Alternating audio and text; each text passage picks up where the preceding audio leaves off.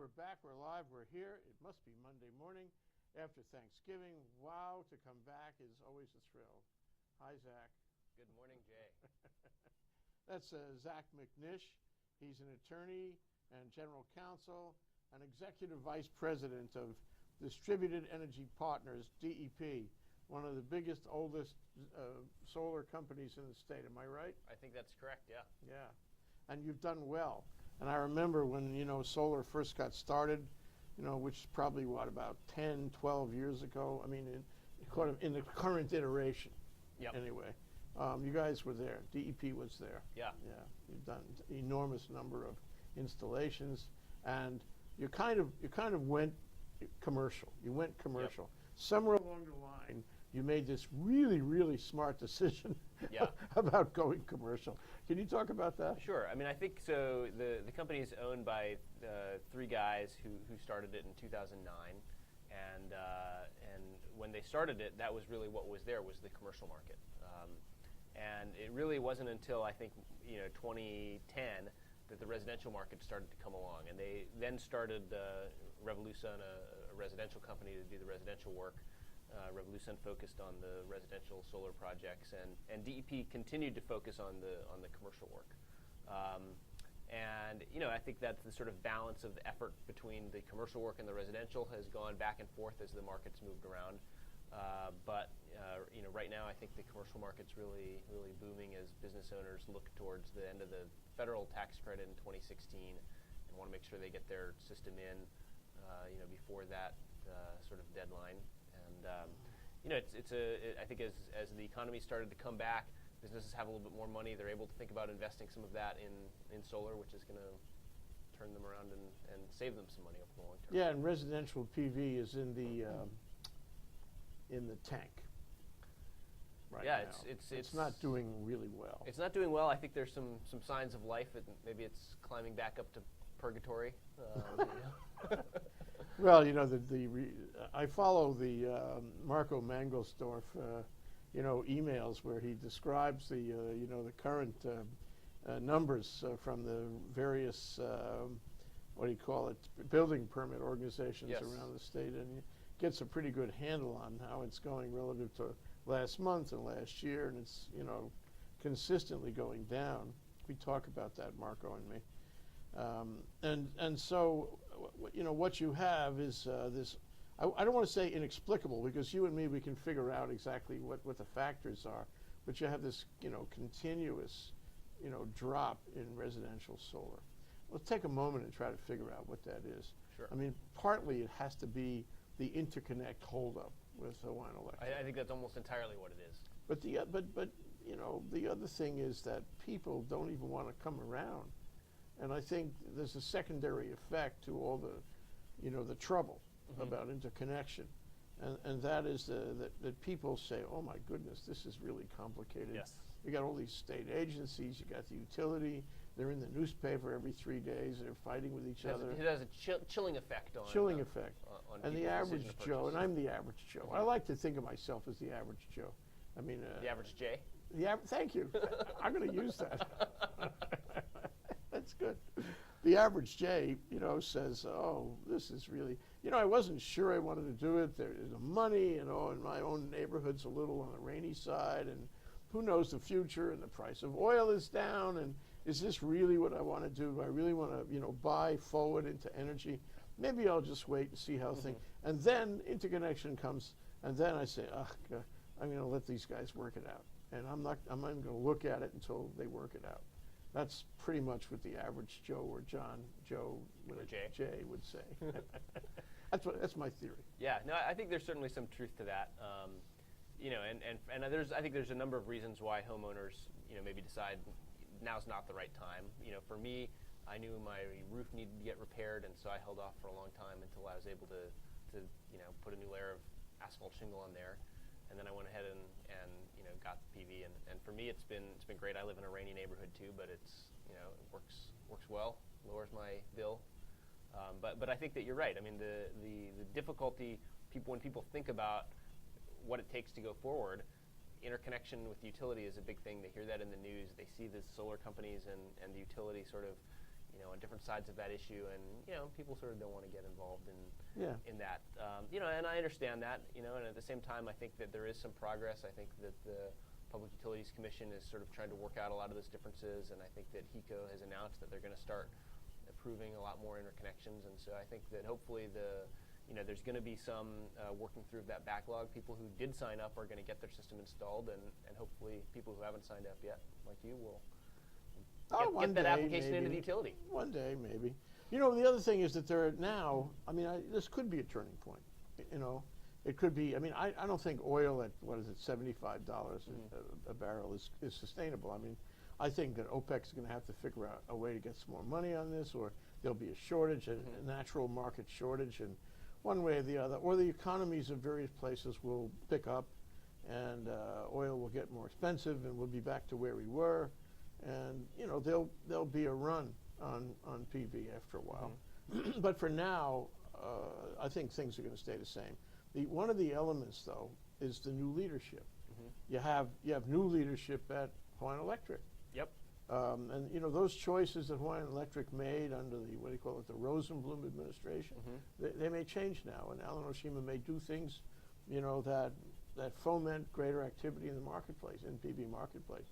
I think it's clear that PV is the future. Yep. It just worked out that way. We weren't sure 5 years ago, but we certainly are now. Yeah. and so maybe his emergence will change things. I don't know what's going to happen with the PUC, but there may be new appointments there. I don't know about the chair and the other members, but there may be new appointments there. David Ige is going to have his chance. And David Ige himself. David Ige has the power to appoint a new DBED, which he will shortly. DBED is a very powerful director, probably, in my view, the most important director in the state because it's business.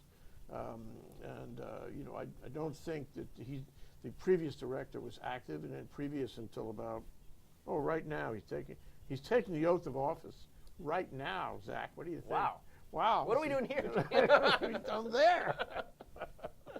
But he's going to appoint a new DBED, and that's going to have an effect on things. So new players, are likely to have a positive effect on this, even if it's only psychological. Yeah. New players.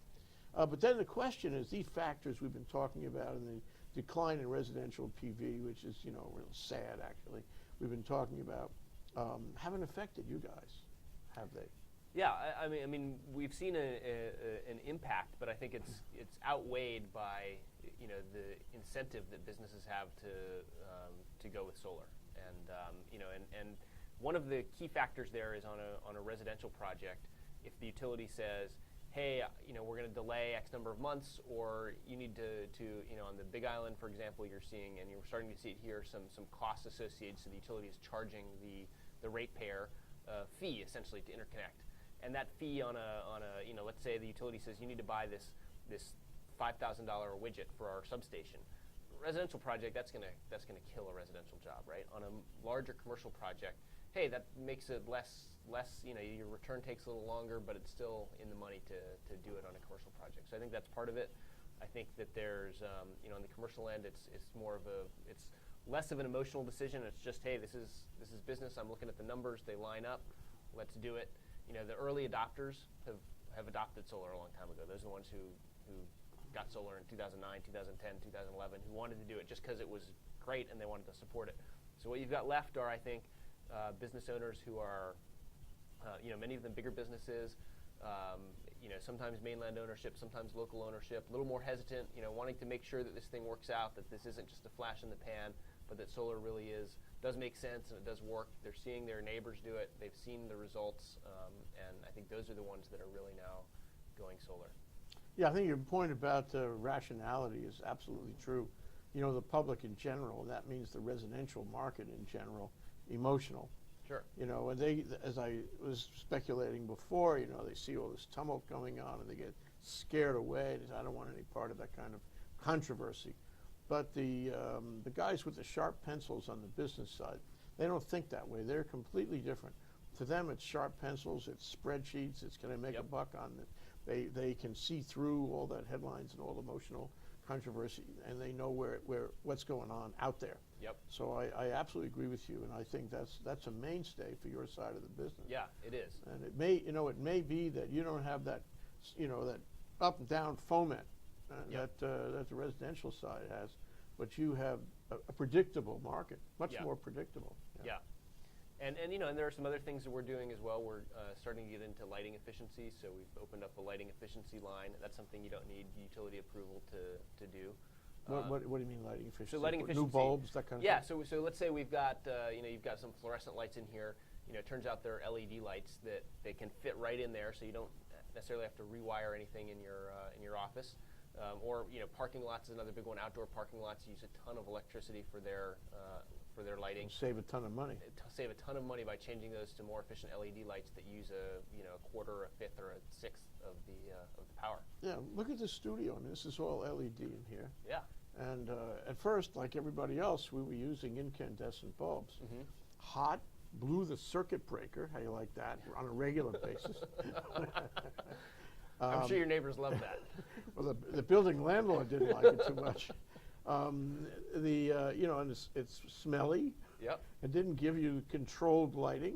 Yeah. The LEDs can be controlled right down to the lumens and the Kelvin, both. Yep. And it's, you can get anything you want. You can tune it all Yep. the time. You can tune it while the show is going on. You can tune it by radio direction Wow. stuff. I mean, that's what LEDs Yeah. are about. We would not consider doing a studio without LEDs. Yeah. And so for a business owner, we're still, in Hawaii, a lot of our buildings are smaller, and so we're rooftop constrained. So you might be using more electricity than you can offset by using only photovoltaic panels on your roof. And so, a great option is to combine your photovoltaic system with LEDs and change those bulbs out. And those things, they pay for themselves in a few years. The state's been very supportive As it should be. of energy And Hawaii Energy, efficiency. I'm sure Yes. they've been giving you breaks on this and that. Exactly. They have a rebate program. Another factor that just comes to mind is if I'm, a sharp pencil accountant, spreadsheet kind of person making these decisions, and I believe in most cases with any substantial business, that's who makes these decisions. Mm-hmm. The CEO says, what do you think, Zach? I mean, what about, doing better lighting or getting into solar? Show me how much money I'm going to save. Yeah. And if you come to me and you show me, then I'm yours. I'll do it. But what I find interesting is that if oil is down, this lends still another sort of reverse twist on it. So I'm the CEO and I said, oil is down. Is it time for me to get into solar when oil is down? And the answer is yes, because the solar industry must be hurting if oil is down. So I'll find bargains. There, it's supply, demand, it's competition. I'll find bargains if oil is down. When the other guys don't want to buy, that's when I want to buy, because I'm the only guy they're talking with. Yeah. Yeah, I'm sure there's some truth to that. I hadn't thought about that before, but you're absolutely right. And I think another part of it though is with solar, you sort of have businesses like stability, right? You like knowing how much you're going to pay. So you like knowing that you're making an upfront investment and that your electric bills are going to get taken care of, and you're not going to have this variable expense which can go up and can go down from utility.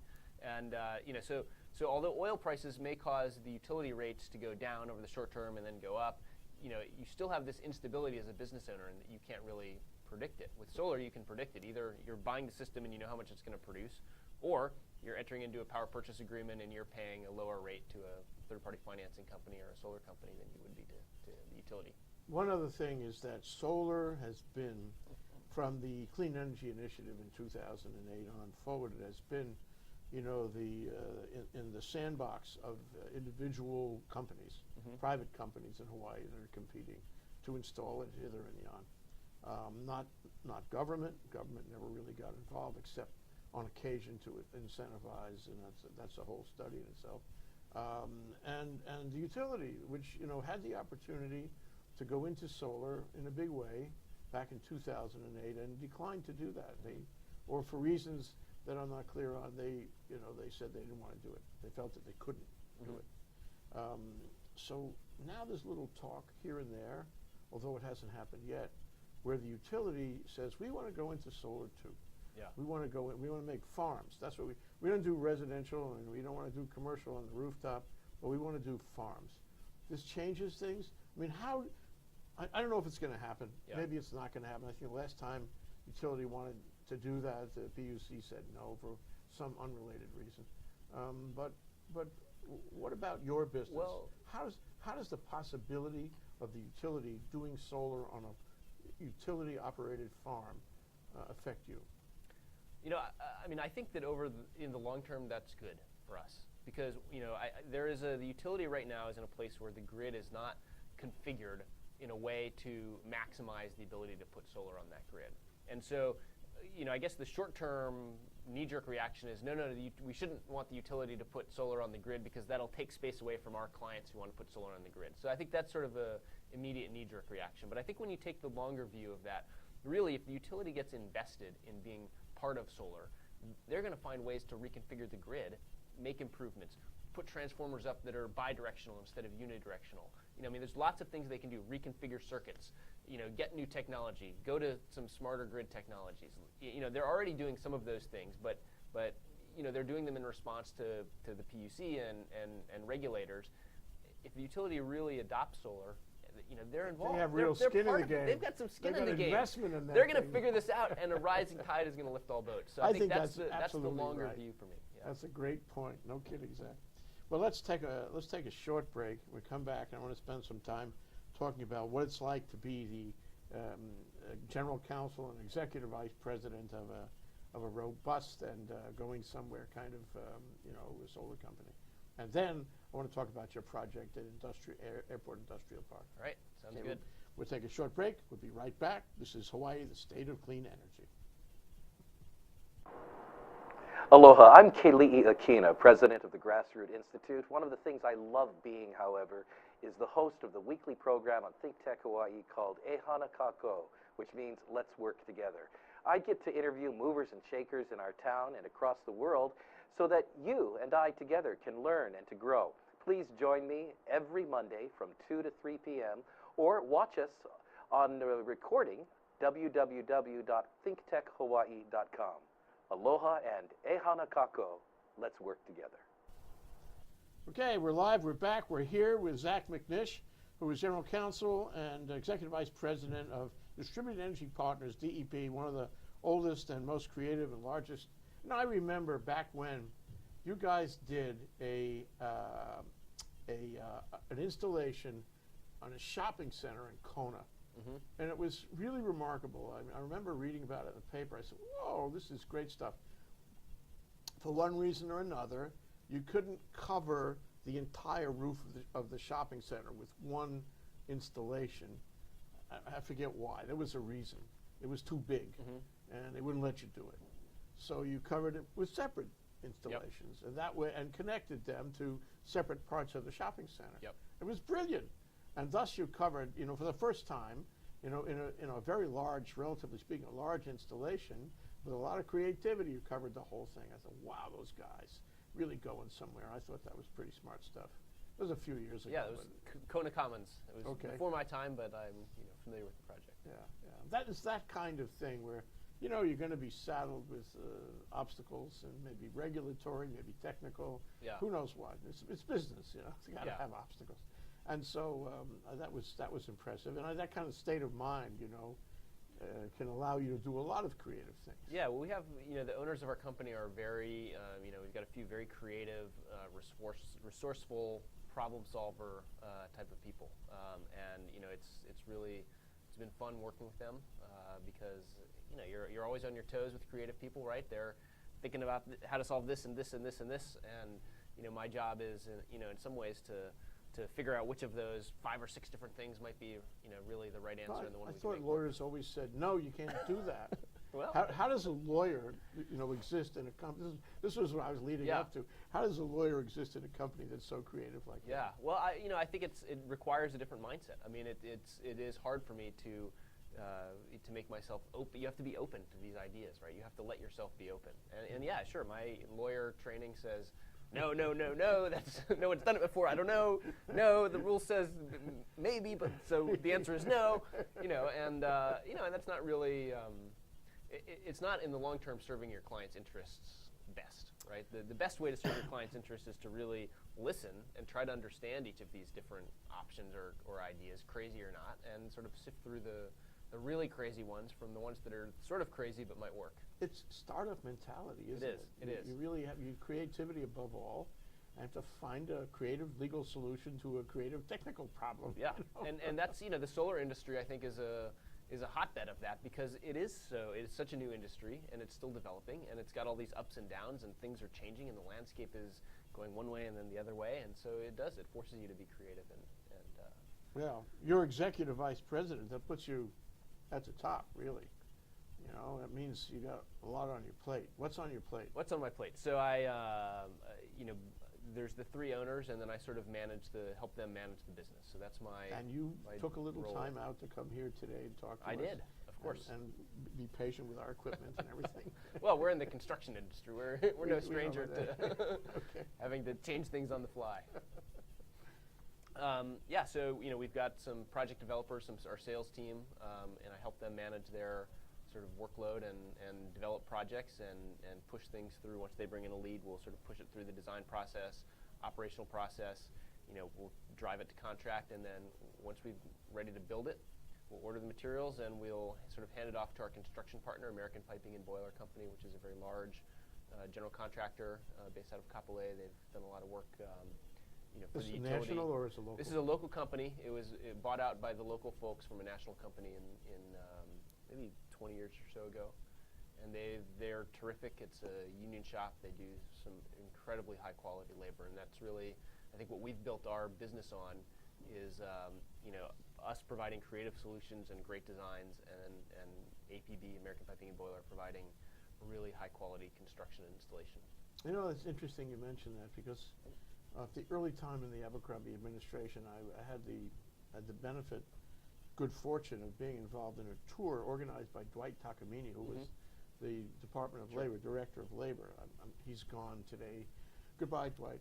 I hope you find a good job. Anyway, he's a good Director of Labor, I thought, and he took us around to all the union shops. And it was supposed to be about energy. This was the Hawaii Energy Policy Forum. It was a trip for them. And wow, I was really impressed that these unions were offering real jobs, real career paths, real training.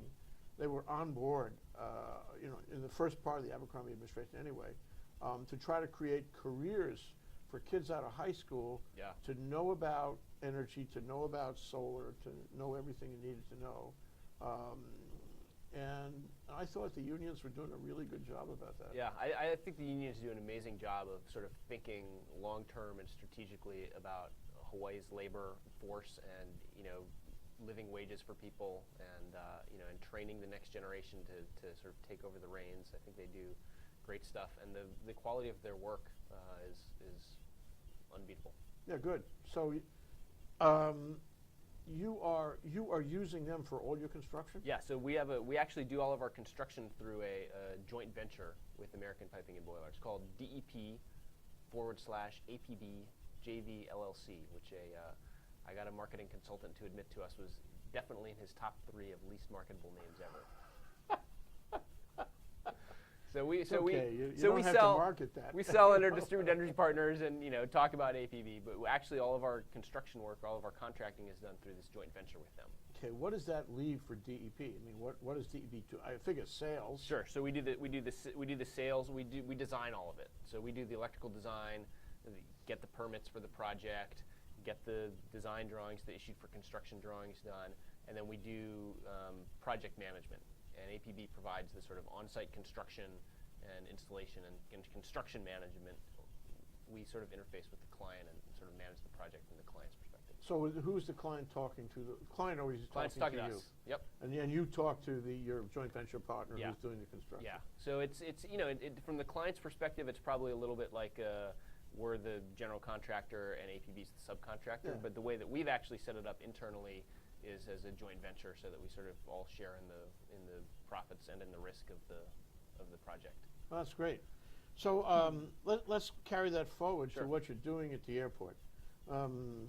What Zach is doing at the airport, which I saw in the newspaper, which led me to call him, No, I saw it in a press release. Okay, yep. It came from you guys, and I called, and luckily I was able to get Zach to come on the show and talk about it.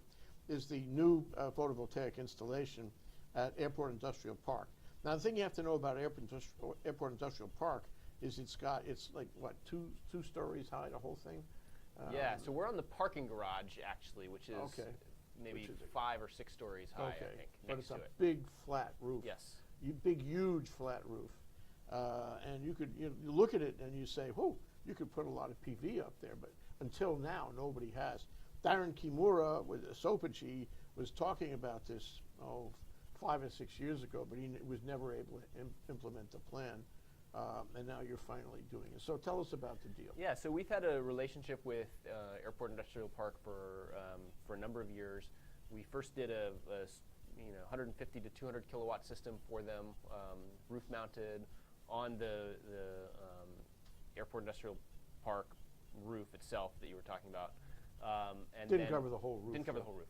And then this year we've just finished a covered parking array for them, which is about 840 kilowatts on the parking lot. So as you're driving towards the airport now, if you're going west on the H1, you can sort of look off towards the airport, and you'll see a big structure on top of there's a parking lot there, a multi-story parking lot, and you'll see a big metal structure on top of it with a bunch of PV panels on top of it. And that's what we did, and it's been a great partnership with Airport Industrial Properties, and it was a challenging construction for us. They did a lot of the structural work themselves, and we put the panels on top and did all of the electrical work. And so it was a great project, and it's producing a lot of power for them and coming along.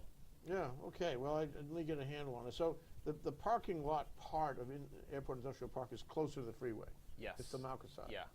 Okay, and it's on the Mackay side of the freeway, but it's got it. Yeah. And so as you're sort of going down, you can sort of see a big, it's got a big ramp going up like this. Right. You can get off at different levels as you go up there. And it's higher up than the it's higher up roof of the building. Yes. So it's flat. And it's flat. It was when we started. It was a outdoor parking lot on the top level. Yeah. And so now it's covered. So you've got a covered parking lot, and it has panels on top of that structural that makes covering. it even smarter. So you still have parking up there. You still have parking. You park underneath the array. And so you build sort of a shed thing on top. Exactly. And you've got to have a shed thing so you can. There's get some water zoning off rules, there. right? So part of it is completely covered with a roof with covering, but you're not allowed for fire zoning reasons. You're not allowed to put another full roof up there. So a part of it is a true roof with panels on top, and then part of it is just an open structural with the panels laid on top with some spacing in between. I think that's so smart, actually. Sometimes I have to go out to OC16 near Lilani, at Time Warner, and they had a lot of these old-fashioned little sheds for parking, to protect the guy's car. Yeah. Well, then they put PV all over that. Now it works really swell. Yep. And it's just virtually, in terms of space, there's no cost at all. Yep. I mean, they had to build the shed in your case, but in Oceanic's case, they just used the shed they had. Yeah. And everybody with a shed over a parking lot do that. It's so easy. Absolutely. Yeah. And so we've done at Liliha Square on Liliha and School Street. There we've, or is it, I guess, Liliha and Vineyard. We put a covered parking structure there too, and same idea. There we built the structure as well, and that provides shade for people when they're parking their cars and going to the shopping center and producing power at the same time. Okay, so let's talk about it. I mean, so you want to max out the roof of this shed affair. Yes. You want to have as much of it covered with PV as you possibly can. Yep. And you got to affix it. Yep. And affixation is kind of a problem because you don't want to put a hole in there that will create a leak. Exactly. Especially if the guy's got a fancy car underneath. Yes. I drive a truck. It doesn't matter to me. But okay, so how do you do that as opposed to doing it on a residential roof or on a flat commercial roof? Yeah, I mean there are a lot of different techniques. For a structure, I mean certainly putting a structure on top of a parking structure is challenging. It's got to have the right kind of cement. We spend a lot of money getting structural engineers to tell us how to do it the right way and make sure we've done it the right way. Other buildings, you might be on a commercial roof. If the roof isn't suitable for penetration, a lot of people do ballasted systems. So if you have a flat roof, that? Yeah. so you're just weighing the PV system down with weights, And so you never actually penetrate anything? you don't actually penetrate anything. And that's an option for certain roof types where you don't want to penetrate or where there's some risk of damaging the structure if you penetrate. We'll do a ballasted system. Usually it's for structural reasons. I mean, we're pretty good at being able to waterproof our penetration. So it's not really, you don't often choose a ballasted system because you're afraid you're going to have a leak. I mean, we'll be able to cover it so there's no leaks. It's really about penetrating the structure and creating a structural problem with the roof that you might go with the ballasted system. Got it. Okay, so now you've got it up there one way or the other. Yep. Are we using the same kind of PV for these shed roofs as we would use, say, on a flat roof or a residential roof? Yeah, there's really two types. I mean, the answer is yes.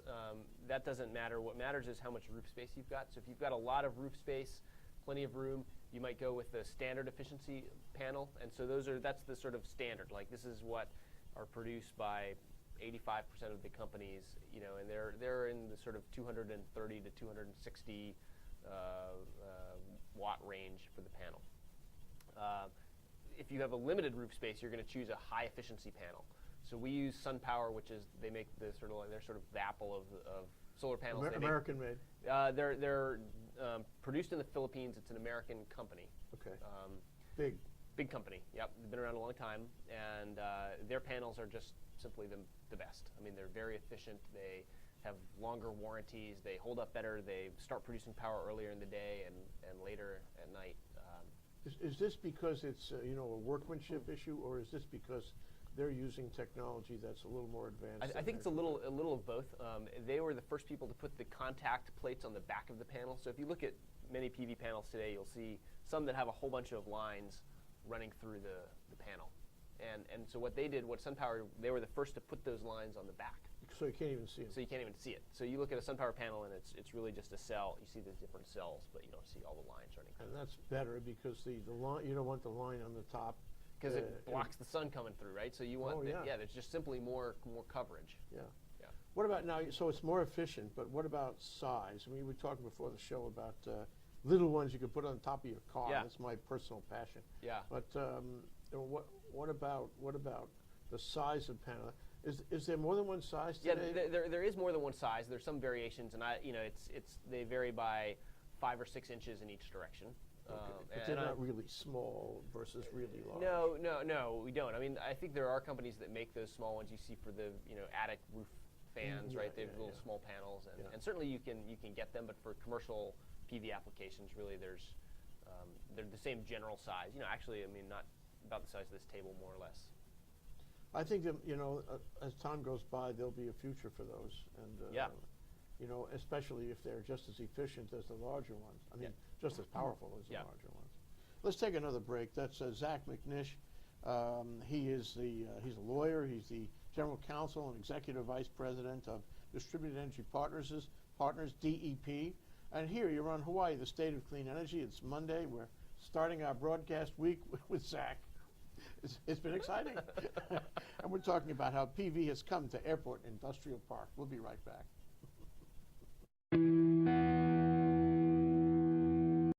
Aloha, my name is Kenneth Lawson. I'm your host here at Life in the Law.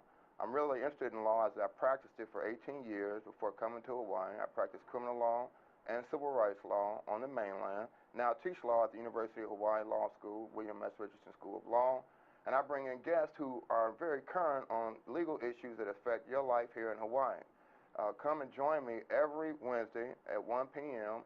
as we explore how the law affects you, how the law is changing, and why it's important that you should care about what's going on in your community. See you then.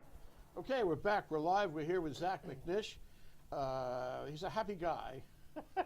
He's general counsel and executive vice president of a great company called Distributed Energy Partners, DEP, which just finished already, this project? Yep. Just finished this project, Airport Industrial Park, a solar installation project on the roof of on the roof with sheds. It's on the sheds over the roof, okay, of the Airport Industrial Park parking lot structure there. Okay, so I wanted to get into, when you go into a project like this, you go in with, you make the design, you make the spreadsheets answering the client's questions. You instruct, your construction partner on what's supposed to happen, and there you are, off and running, What kinds of things do you worry about getting it done? Well, since we're on the sort of sales and design side, my worries mostly come earlier in the project. So my worries are mostly, hey, how do we get this? How do we show the client that there's some real value here and that we're adding value? Because we're not just, we're not making stuff up. We're not selling snake oil here. We're selling something that's valuable.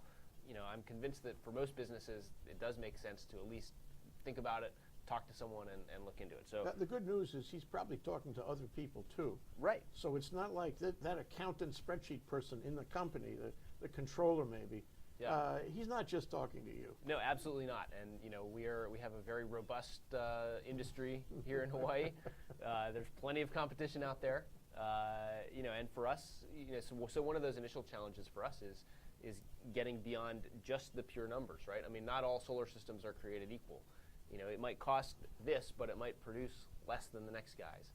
Ours might cost more, but it might not break in 10 years. And so there's some, we add some value along the way in different, in helping them figure out, what size systems. You don't want to build a system that's too big or you're not going to be able to use all the power. So I think for me, that's one of our initial challenges is helping customers understand what their options are, helping them choose between those options, and then getting the project into the utility. And that's the next challenge for us, and for me is getting everything submitted the right way, and sort of nudging the utility along to get them to take some action on it, answering their questions when they come along, sorting it out.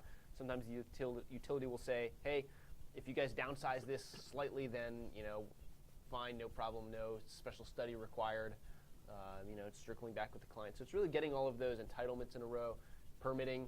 You're looking at 3 or 4 or 5 different things that all need to come together at the same time to even be able to hand this off to the construction stage. So you need to, get funding from the client. The client needs to get their financing in order. That's the client's problem. Well, Do you help him with that? Sure. I mean, we'll help them. We have relationships with different financing companies, and so for us, I mean, I want to do everything I can to make this project succeed. And so if the client's having a problem getting financing, that's my problem. Yeah, sure. It's your problem to get it going, whatever it takes. To help them. I mean, if we have to help convince their bank that, here's what it's going to produce and here's what their return is going to be, then we'll help them with spreadsheets or sort of whatever it takes. So what have you found to be the secret sauce? And if you can't tell me, it's okay. You can say, Jay, I really can't discuss that in public. But, if you can, what is the secret sauce to, these days, in this market, with the kind of people you're dealing with on the commercial client side, to making them interested? Yeah. I don't know if there is one, or if there is, I haven't found it. Okay. I mean, I think for us, a lot of our success comes from having such a big portfolio of successful projects. Well, that's a secret sauce. So, so we refer people to happy customers and business people who are influential and successful here in town, and if you make a call to a couple of people who you trust their judgment, and they've gone with us and they vouch for us, that goes a long way, I think. So for us, that's one of our keys. And I think the other thing, as we talked about earlier, is that creativity and flexibility. I mean, this is not yet an industry where everything is always the same and it's just hamburger, hamburger, hamburger. It takes some thought, and you gotta, there's always a new roadblock, and you got to figure out a way around, and so it's being open to that. Well, are there technical roadblocks that you have to overcome in a project? Say the airport project. Yeah.